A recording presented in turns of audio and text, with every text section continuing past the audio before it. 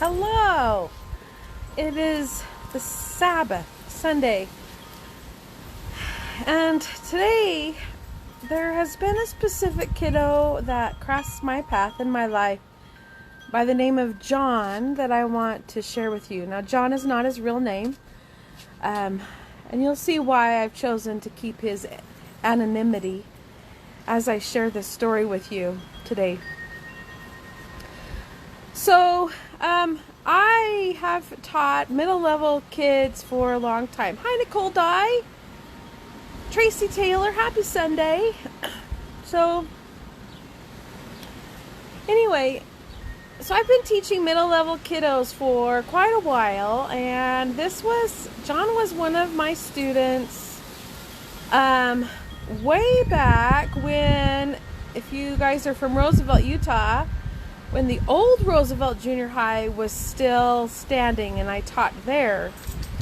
So anyway, John, hi Jessica Potter. John was weird. I'll just say it bluntly. He was weird. He was an angry soul, and he came to school dirty, and he smelled bad, and he had a temper. And hi Lorna. And anyway, John, he was a problem. He caused problems in my classroom. He was a behavior problem. He did things to make other kids mad. And the other kids liked that. He was very sensitive. And they could get him to react. And so one of the things that John would do is kids on purpose would try to make him mad just to get him to react. So he was in trouble a lot in the principal's office and those kinds of things. And I'll be honest with you, the days that John didn't come to school was easier in my life. It really was. And as I said, and he just was off. He was just weird. And so my dog Soda Pop wants me to throw the ball. So there you go, Soda. So here we are. And it's very windy here in Wyoming today, which is kind of unusual for June. But I'm outside because I'm soaking up being outside. Love it. Anyway, so John, okay? And John wasn't at school all the time. I bet he was gone at least one day a week. And anyway, so he was a problem kid and didn't do a lot of work and stirred up trouble and was just really weird. Not pleasant to be around at all for any reasons. I said he didn't smell good and stuff. So anyway, the one thing about John that was really atypical. Hi, Calista. Oh, my sister-in-law. I love you. Anyway, was that every month when I brought out the Scholastic book orders, he would grab one of those little magazines. I don't even know if you can hear me. Can you hear me because of the wind? Okay. Anyway, he would grab a Scholastic magazine. Maybe I should go inside. He would grab a Scholastic magazine and he would devour it. He would look through it page by page by page. Going inside. My husband's inside, so I'm gonna head downstairs so I don't bug him with what he's doing. Anyway, a kid like John, you wouldn't expect to like books, right? Good, you can hear me. Okay, and I'll just go to one of my favorite chairs with one of my favorite blankets. Okay, so anyway, I noticed every time I put a Scholastic book order, he would look through it and carry it around for days and wouldn't pay attention in class because he was looking at the book orders, but whatever. It usually kept him quiet. That was good. So anyway, one day I put out a Scholastic book order and John grabbed it and was looking at it, and he got really excited about something on the front cover, and I could tell that he was really, really excited. So anyway, At the end of class that day, he came up to me and he said, when do I have to have my money? And I pointed on the board, the date that I had written on the board for the book orders to be due. And he looked at me and he goes, you're not going to do it early, right? You're not going to, turn it in early just to laugh that kids didn't get their money in on time, right? And I said, no, I promise I won't do the order until that day. He's like, okay. So for the next couple of weeks, as that date kept coming on closer and closer, have you turned in your money? I told you, John, I'm not going to do that. I'm not going to do that. Anyways, the day came and he was in my classroom early, which was unusual. Often he was late to school, but he like, what time today are you doing the money? And I said, I'm not going to get to it till after school. And he goes, you promise me you won't do it until like 3 or 3:15. I'm like, okay. And I knew it probably more like 4 or whatever. But anyway, so, okay, you promise. So it was interesting. Throughout that day, he kept glaring at me in the halls and he kept asking me if I've sent the money off and stuff. And I'm like, no, John, I told you. So one day, partway through the day, I just was out in the halls as teachers do, and I was watching him. He was scouring the floor. He was looking all over the floor, and all of a sudden he went, yes! And he picked it up, and whatever it was he found, and he grinned, and he left for his class or whatever. So I didn't think much about it. As I said, he was weird. So yeah. So at 3 o'clock, hey, Brittany Jade Olsen, I've been thinking about you a lot lately. So anyway,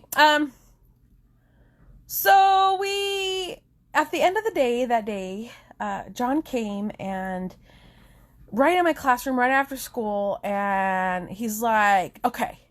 He said, I've never done one of these book order things, but I want to do one today. Okay. You got to help me do it. I'm like, okay. So this is before it was all online. He actually had to send the money off and stuff. So we got out the form on the book order and we filled out the order form and with his name and stuff. And he goes, I want this book. Well, one of the things that I've always loved about Scholastic, and they still do it, is they have a book for $1 on the front cover. And it's not just some lame book that no kid's interested in. It's a hot title. And every month Scholastic does a book that's really, really hot. Kids are interested in for $1. And that month, that book was Holes by Louis Sachar. I think that's how you pronounce his name. Sachar? Anyway. And he wanted that book. And he's like, I want this book. And then I looked at him and I'm like, how come? And he said, it's about a kid who's in trouble all the time. And I want this book. Okay. I'm like, oh, okay. My teacher, one of his teachers in last year or something, had read part of it to them. And he was really interested in reading this book. So, hi, Brianna. So here's John, and we fill out the form, and he pulls out this baggie that has been through the world many times. I don't want to know what's been in that baggie. And he dumps money on the counter, on the table. It's on the table. And there was 1 quarter and a dime maybe, and the rest were pennies. And so we got to the very end and counted out the money, and it was only 99 cents. And hi, Lakita. And anyway, I'm like, it's 99 cents. And of course I was going to dig a penny out of my purse. But he's like, oh, yeah. And he dug in his pocket and goes, I just found this. And it was probably I probably saw him pick it up. He goes, I found this, and here you go, I have $1. So he gave me my $1. And I'm like, okay. And so we got it all put in they're not going to steal this, are you? And I'm like, I'm going to steal this $1. And, anyway, and I sealed up the envelope so he could see I did it, and I put it in, and I'm like, John, this is the last one. I'm going to go right now and I'm going to take it to the post office. He's like, well, how long is it going to take? How long is it going to take to get back? And I said, well, John, it has to go all the way across the country. If I remember right, it may have been like New Jersey. And we were in Utah. And so it has to go clear across the country, and then they have to process it, and then it has to come all the way back. So it's usually about 3 weeks. Oh, okay. You're not lying to me. And I'm like, John, really? 3 weeks? Anyway, so that was that. And then the very next day, he came and he's like, book order's back. John, I just got him in the mail last night. And it has to go all, explain. And so every single day, John was bugging me. Before school, after school, during class, if the books had come. And I kept telling him about when I expected it. And I said, probably sometime this week, it'll be here. And he's like, oh. Anyway, we kept asking. He did not miss a single day of school during that time. About 3 weeks, he did not miss. He was there every single day, asking me about those books. That book, okay? I want that book, and you better not be stealing from me, and all this interesting stuff. And, okay. So the week came that I said, I think the books will be here. Boy, every class period. And they didn't come, of course, until it was Friday. And no John. John wasn't at school that day. And so, whatever. And of course, Murphy's Law, the book came that day, on that Friday that he was gone. So I got the books in the middle of the day, and I, opened up the box and stuff, and I got to Holes, and I just thought, John's not here today. And so I called, I went down to the office to make sure that he hadn't come late or whatever. And no, he had never showed up. And so I put the book and all the other books aside, and I'm like, well, Monday, great. Well, towards the end of the day, probably the last period of the day, that book was screaming at me. John needs this book. And I lived in a small town of 3,500 people. The town was within walking distance of everywhere. And a lot of kids did live out. But it still wasn't that big of a deal to go anywhere. And so I'm like, well, I'll just take the book to him and have it over the weekend. I didn't know where he lived. But teachers have access to addresses. So I looked up his address, and he had both a mailing and a physical address. And of course I wanted the physical address, and I could tell by the address it was out. I'm like, okay, well, I in Utah, the way the streets are numbered and things, it's not like Maple Street or Mariposa Street or whatever. It's a number street, and you can kind of figure out where things are pretty easily if you understand the system. So I had an idea where it was, out of town.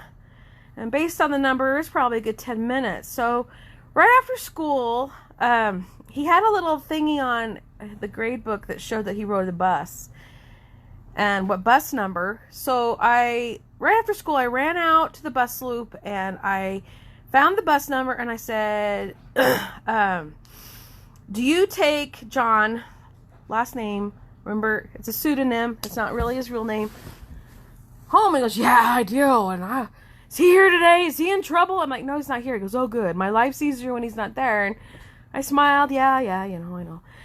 And I said, well, I need to take something to him, and I don't know exactly where he lives. He said, well, you can follow me, and I will show you when I get to a stop. I'll show you what stop he stops at. I'm like, okay, that's good. And so he said, it's like stop number 3. I do the far away ones first and then come back into town.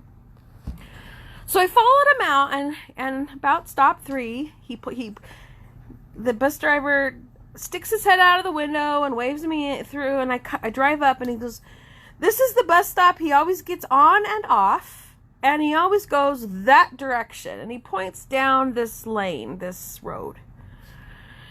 He said, I don't know where, but this is where he always heads. I'm like, okay, well, that gives me a basic idea of where I am. Thanks, see ya.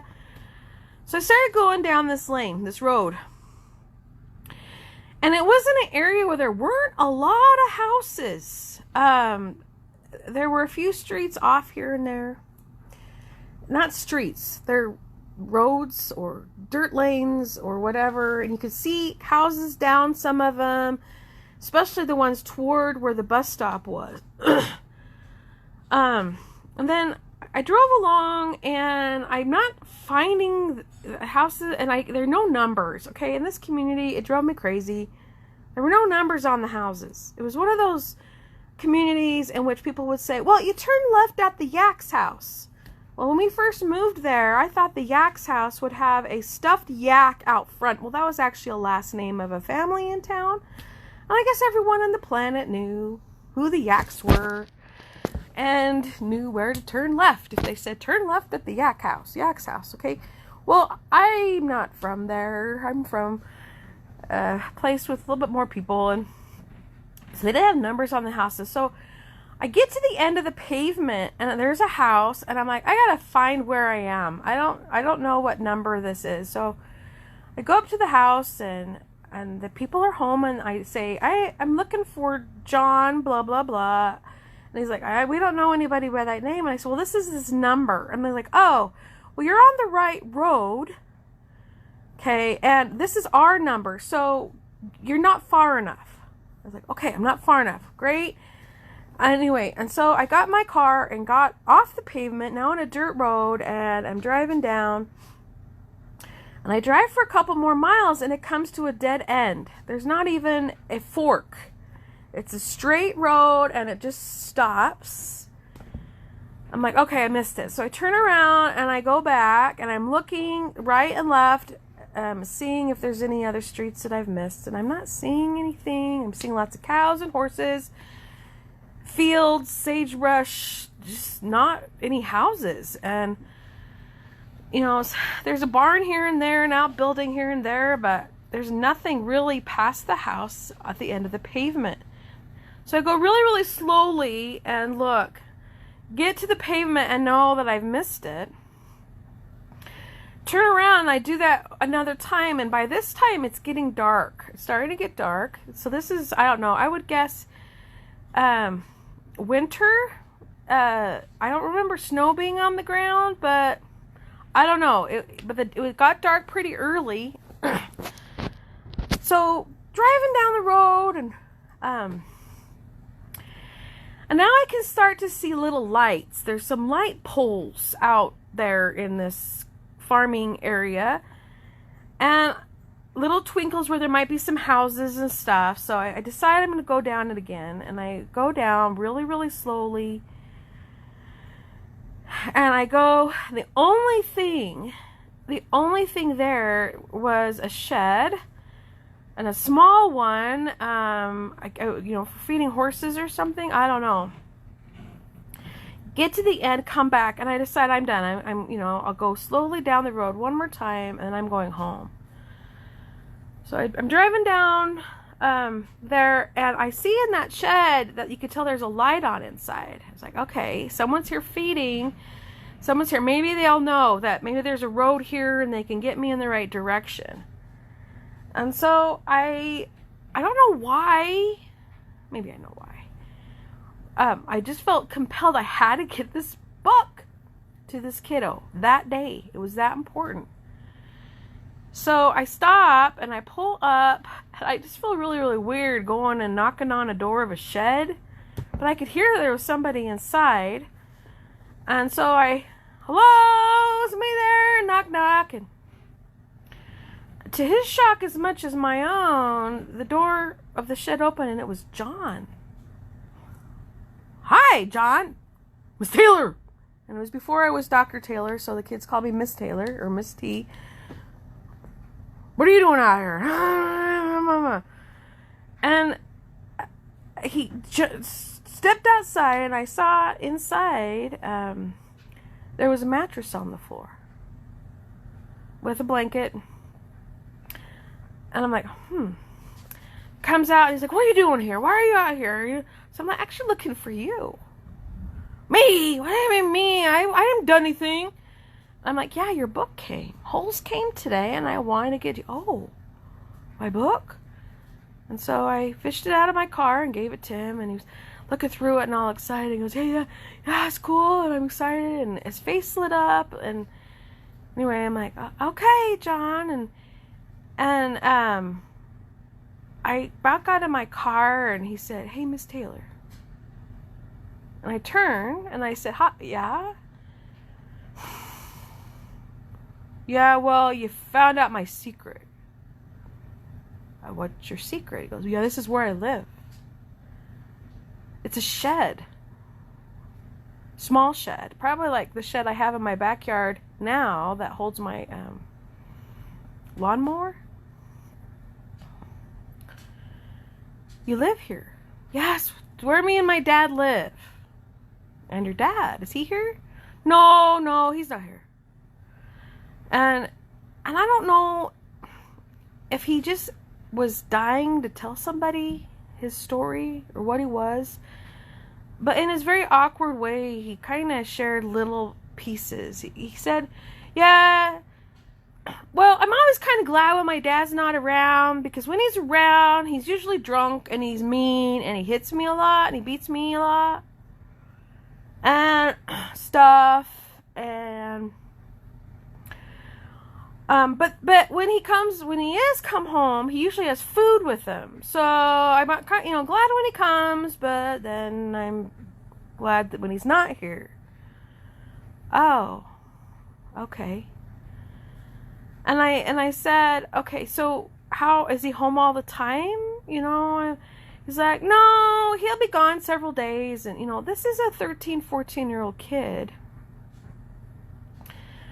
And I'm like, okay, abuse, neglect, and stuff. And so, but I just kind of stood there and I said, well, when he's not around, how do you eat? And he goes, well, I get to eat at school.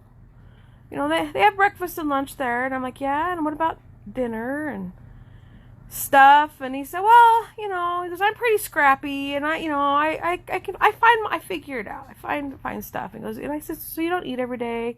No. And he goes, can you cook food here? He goes, yeah.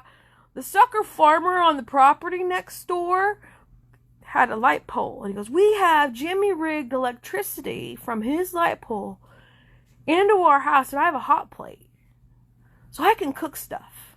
I was like, okay. You have a hot plate that's from stolen electricity. And I said, but then there's no heater. And you start to process. There's no plumbing in that shed. So what about washing? Oh, Mom, slow down the rocking. Oh, I get excited and I get moving. Thanks, Katie. I like to move. So I just was totally processing this kid's life. And he said, I'm okay. And he said, hey, can I show you something? And I'm like, sure. And so he takes me out back of the shed a ways, and there's kind of a privy and outhousey thing, sorta. And we go past that and down a ways, and there's a gulch. And he said, in the spring and in the fall, water runs through here. And that's when that's how I bathe and how I wash my clothes. No wonder he smells. No wonder he smells. Because in that area, those gulches run dry a lot of the year. And I was like, oh. And he said, yeah, how I shaved my head a while ago, and yes, he had no hair. And on his head was full of scars and bumps and weirdness, and it made the kids make fun of him even more. And he said, in the winter, it's just easier for me to shave off all my hair because I don't have to keep it clean. Okay. Why he shaves his head. So, have this conversation and stuff, and go back, and he's like, hey, Miss Taylor, thanks for, bringing the book. And that was my invitation to go. I'm like, yeah, sure, John. And then he said, I know what you're going to do. You're going to go report us to DFS, aren't you? Well, it's happened before. We'll just run. No one catches us. No one catches me and my dad. We just, whatever. And I just said, and I just was like, well, that was kind of my first instinct. And I'm like, I don't know that would help anything. And I said, John, what about weekends? How do you get your food when your dad's not around? What do you do? And he admitted he stole stuff, or he dug around in the dumpsters. And he said, days that I haven't seen my dad for a while, that's when I don't go to school because I gotta, find stuff. And so I'm like, so you didn't go to school today, John? Yeah, my dad hasn't been around for a few days. And so it's coming the weekend. And that's 2 days without food at school. So I had to find stuff for the weekend. Okay. Are you warm, John? Yeah, I'm good. Okay. So as you can imagine, as I got in my car and drove away that day, I was really thoughtful. And I didn't go straight home. I drove around for a while and thinking, do I turn this kid in? Do I not? What do I do? How can I do this?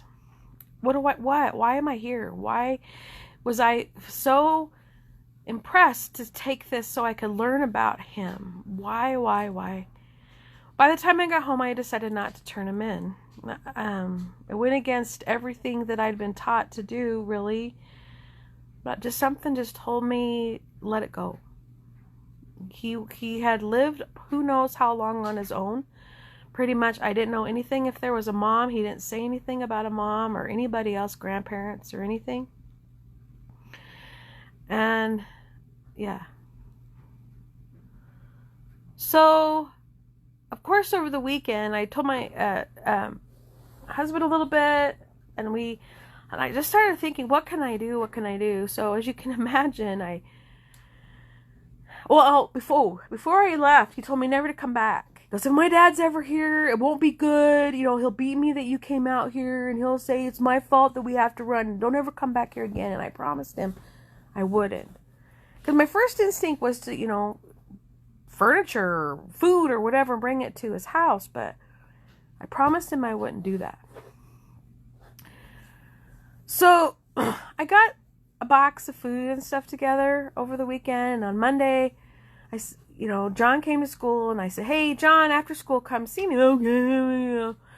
And, of course, the kid sniggered because he's in trouble all the time. I bet he's getting in trouble again. So he came after school, and I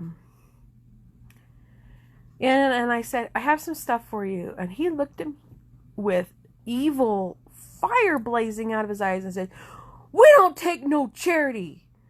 We don't take no charity. We can find a way ourselves. I don't want your charity. I'm not taking your stuff. You need that stuff. You don't have a lot of money. You're a teacher, Miss Taylor. I know you don't have lots of money. No, I'm not taking your charity. Okay. And so he left. I'm like, okay, what do I do? How do I help this kiddo when his pride's in the way? And I understood, because pride is all he had. All he had left. So what do I do? Okay, so I started getting kind of sneaky. So I I had a bag of apples. And so I said, hey guys, I bought this bag of apples and I was going to make pie. I decided not to. So if anybody wants one, they can come get one. Now, it's not charity if the teacher's giving away to everybody, right? Well, John quickly came up and grabbed one apple and left the others. So I'm like, okay. So he'll take stuff if he thinks it's for everybody. Okay, so but that's really a pain in the patushka to try to have stuff that do that all the time. And so one day I decided, I wonder if I put something in his locker what he would do. So I put some stuff in his locker, a sandwich or snack or soda pop. I don't know what it was. And of course, teachers have combinations and stuff and can get in kids' lockers. And so I snuck it in there and kind of watched in the halls as he, in between classes, and opened his locker, and there's something there, and he's looking around. He didn't throw it away or anything. He just put it back. And in fact, he grabbed something out of it and ate it. Huh. Yay, okay. Success. If I'm not physically giving it to him and he just finds it, it's not charity. Okay, so anyway, so this became this thing. So another thing that I did was like every, I don't know, once a quarter or whatever, we went through the lost and found, and we had a big announcement, and anything that's left in the lost and found by this day will be taken to Goodwill or a thrift store. And so anyway, so we try to get kids to claim their stuff. It's amazing what junior high students lose and don't ever care about.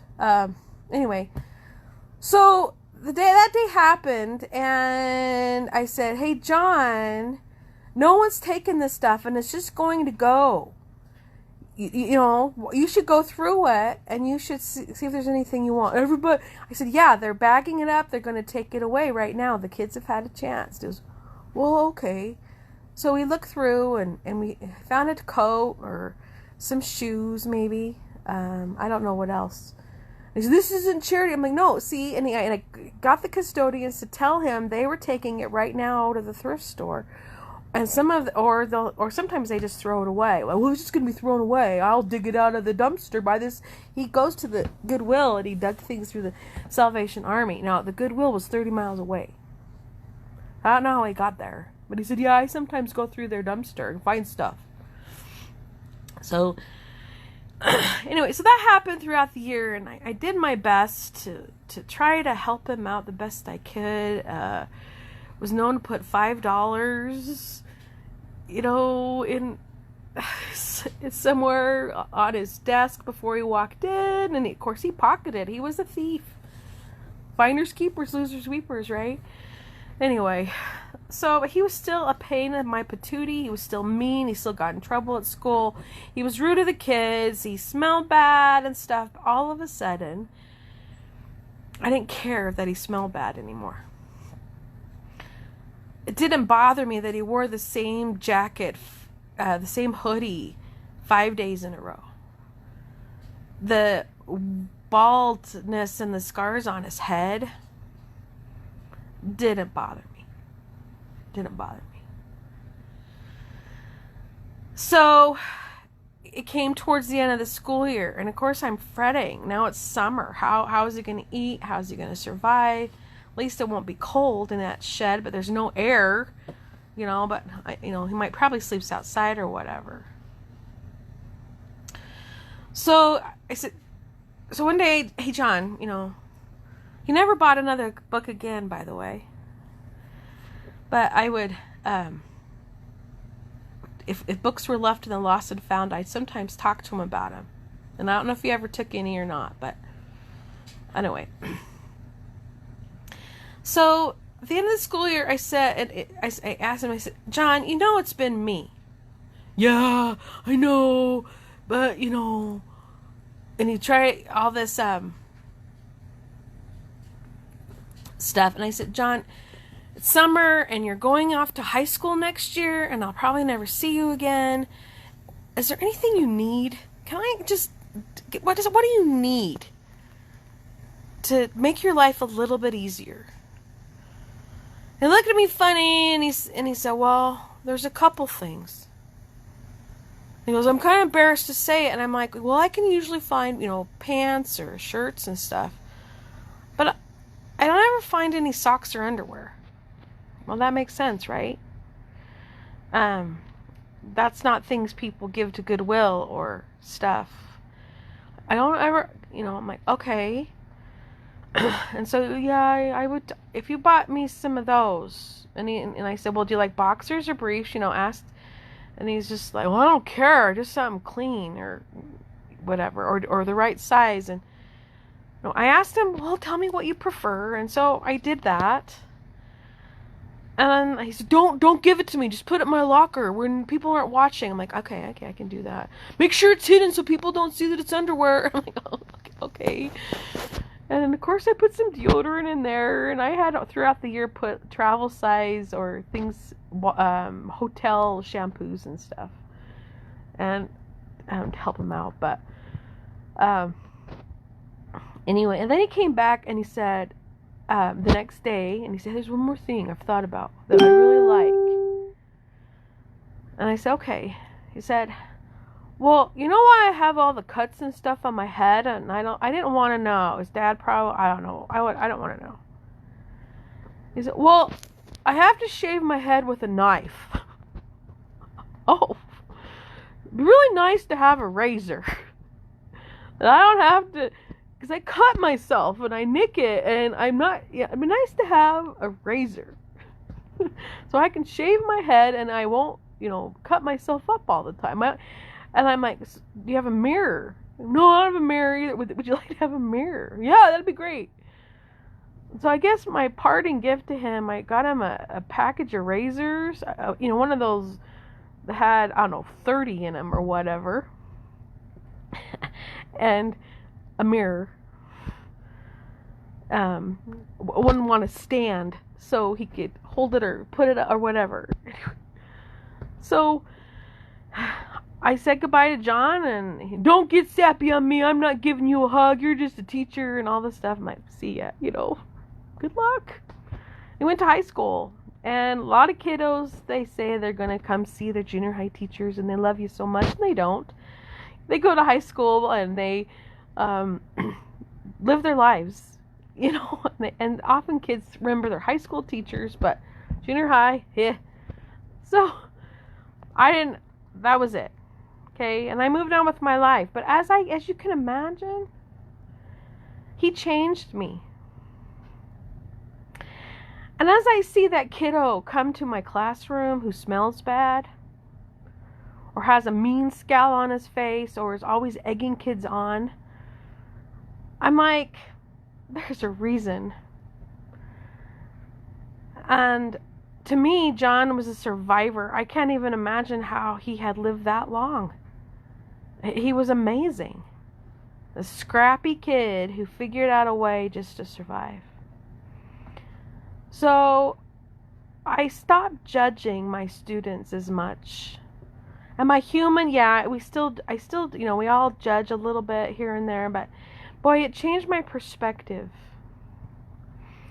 on what's the reason behind this. I started to see kids better. Well, my story with John doesn't end yet.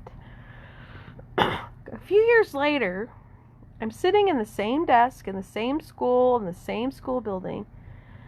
And this was in the era when we didn't have locks on every doors and you had multiple points of entrance and stuff. And my room wasn't very far from kind of a back door. And all of a sudden, I was grading papers, and this kid walks in, obviously a high school kid. And I looked at him, and all of a sudden I was like, oh, that's John. John. Hi, John. Hey, Miss Tay. And he started standing there, and he was acting really, really nervous. And usually he acted, at least when he was in junior high, pretty cocksure, but he was nervous.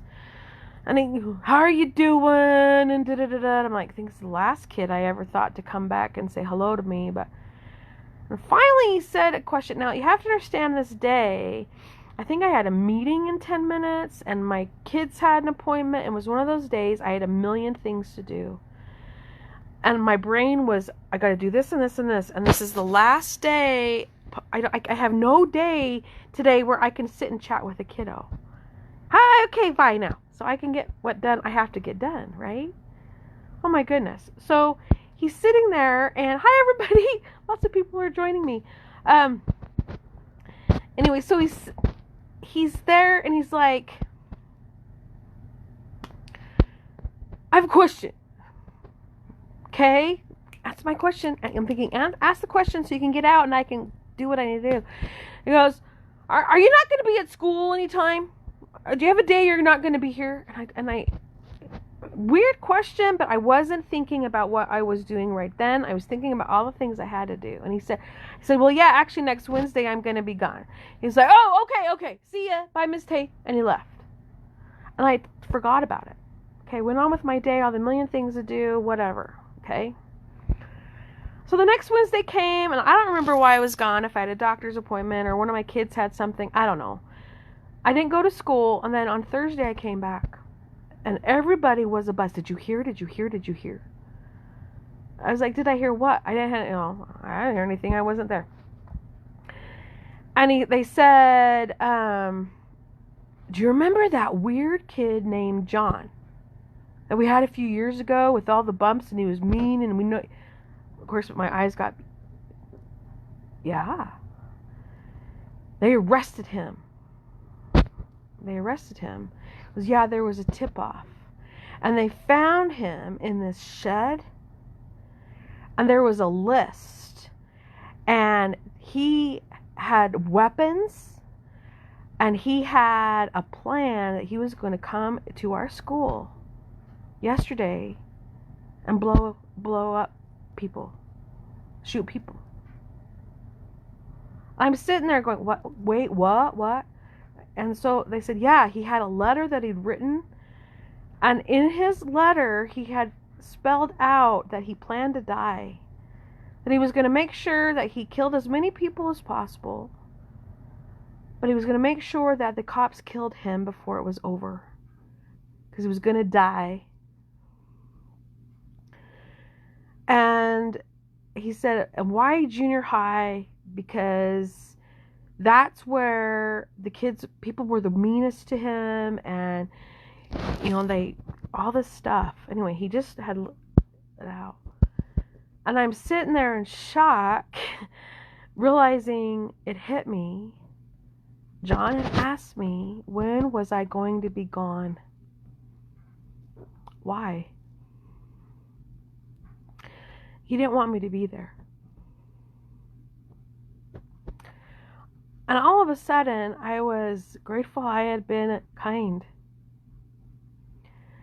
And I was really grateful that I had tried to help a little bit. And I had no idea that would have the potential of literally saving my life. I'm really grateful that he was caught before he did it, of course. And once again, that changed me. Sometimes being kind to the most unkind may, save your life? I don't know. So, and I'm so grateful I didn't call DFS on him. So the story doesn't end there. A few years later, we had moved into our new building. And one point of entry, and things had changed in the world of schooling. And it may have even been, 10 years. I don't know, a while. And I was at my desk after school. And I got a call from the office. There's a student here, a former student, that says he'd like to come visit. Is now a good time or whatever? And it actually was. I wasn't that busy. I'm like, yeah, sure, send him up. And so they didn't say who or anything. And so in a few minutes, in walks in this man, and I had no clue who he was. He looked like a good, nice human being. Anyway, walked in and stood there, and he goes, "Hi, Miss Taylor." I'm like, "Hi." And I'm just like, "I'm sorry, you're a former student of mine." And he goes, "Yeah, I've changed a little bit." And the boys do, in junior high, sometimes, they look like they're 8 years old, and then they have their growth spurt, and hair grows on their bodies, and they fill out, and everything changes. Girls, I can usually tell who they are, but boys, they can be really different. Anyway, so it's like, "Well, it's me, John, and he gave his last name. Of course, I knew who that was. And I'm sure the reaction, he goes, yeah, you remember me. Yeah, I remember you. He said, I brought you a book. He goes, yeah, holes. And he dug around in his backpack that he had with him, and he brought out that book. Still have it. I love this book. And I didn't know what to say, and I'm like, can I help you with anything? You know, last I knew you were in jail. You're gonna be a terrorist. What's up? He's like, do you know what happened to me? And I said, well, I know that you were in jail. Yeah. Do you know why? You were wanting to hurt some people. I don't remember how I said it. You know, he goes, yeah. I was going to come and kill a bunch of people. Do you remember I came to visit you? I'm like, yes, I do. He said, well, I wanted to tell somebody. I said, tell somebody what? He goes, I just wanted to tell somebody what I am now. Okay, tell me about what you are now, you know. I said, I have a job. I'm working in the oil field, and guess what, Miss Taylor? I'm making lots more money than you do. I'm sure he did. Yeah, cool. I'm really glad I went to jail. You know why? Why? Well, I got medical care and they food, and they helped me realize why I was so angry at the world. And my dad never came to see me. I've never seen him since they put me in jail. He's probably dead. I don't know. And I don't care. And I was like, okay. And he said, so I went to jail and kind of got some stuff figured out.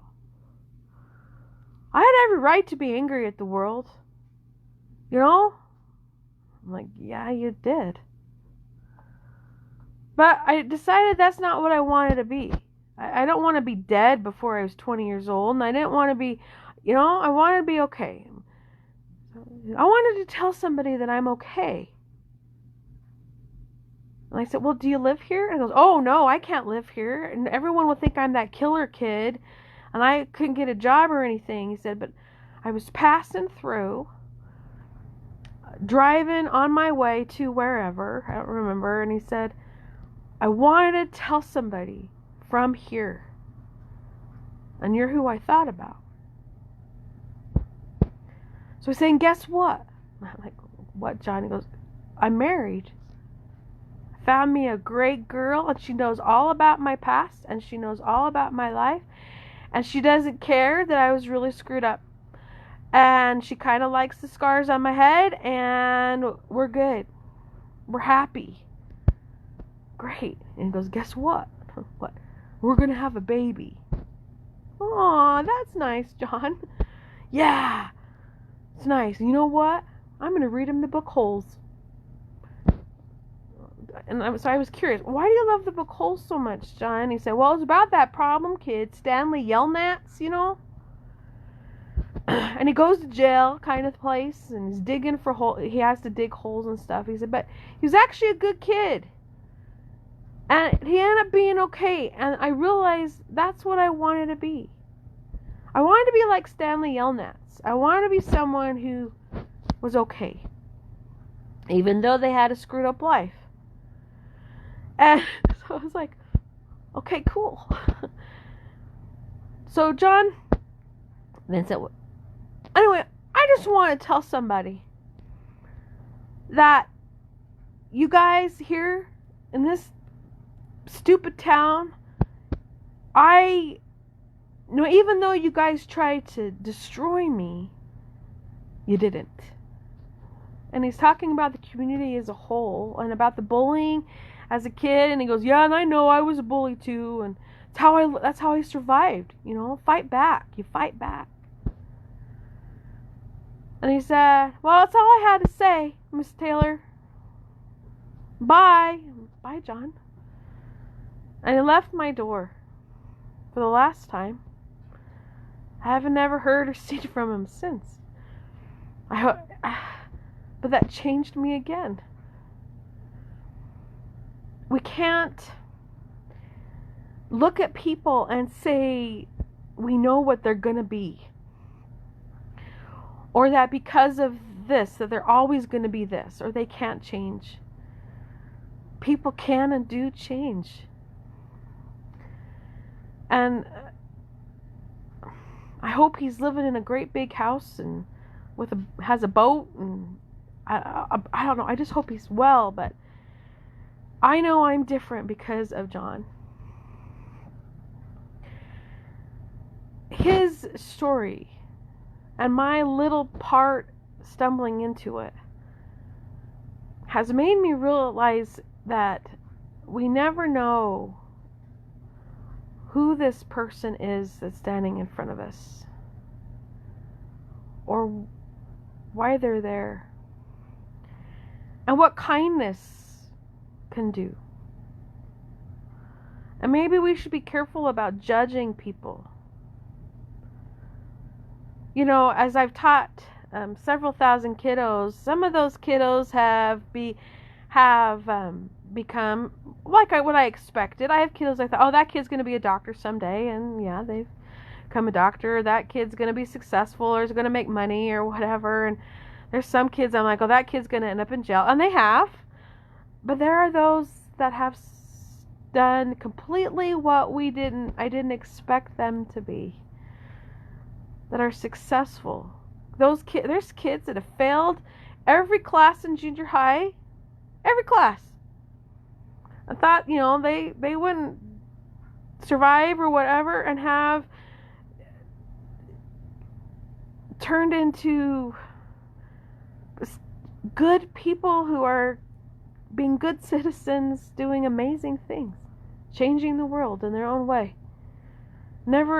So we have to be careful what we see. We have to be careful what we see. We have to be careful that we see people for what they are. And remember that kid who's mean and angry and a problem and beating up kids, and that bully or whatever, he probably has a reason why.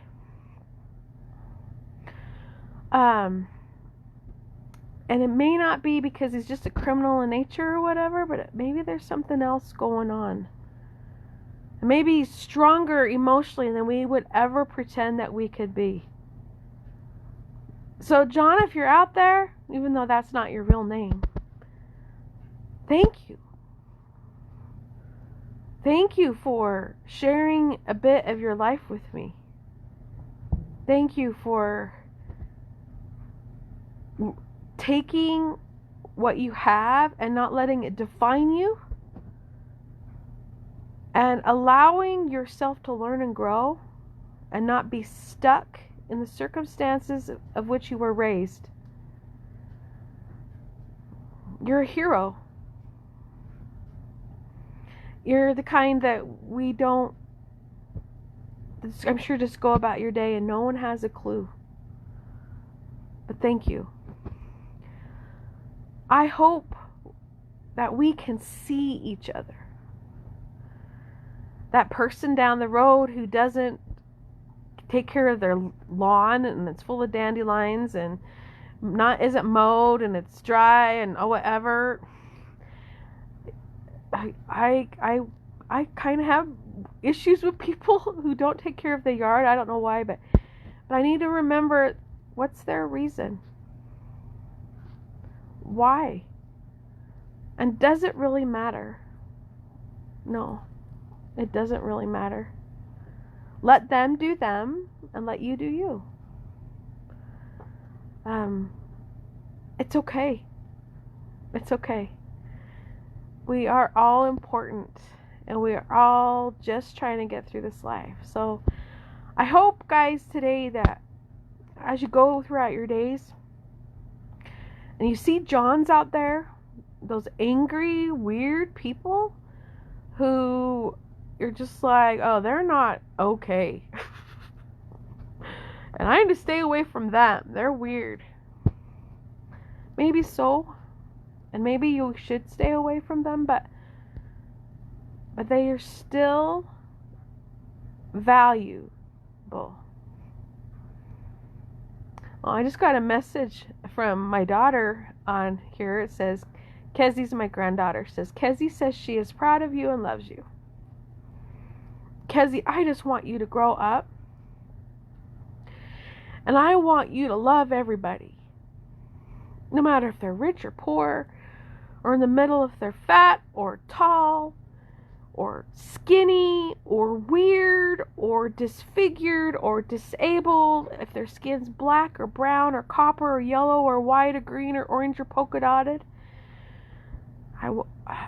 If they're attractive or not according to our standards, and there's going to be a live about that pretty soon, I'm sure. Kezzy, I just want you to know that we are all just trying to do the best we can in this life with what we know and what we've been given. And a little bit of kindness and a little bit of charity that's not charity, maybe. A little bit of thinking about not how the person's behaving, but maybe trying to look at them. There's a why behind that I don't understand. Maybe we won't ever understand that why. Maybe we won't know. But it's not our place to judge them. Just like it's not anyone else's place to judge us. We must all live our lives with what we know is best. So, I hope next time you see that homeless person on the corner, maybe think of their why. Yeah, they might be a scammer. They might be trying to scam it, but why are they doing that? And maybe you don't give them any money, but we can smile instead of flipping them off or something. So happy Sabbath, everybody. Be you and see you.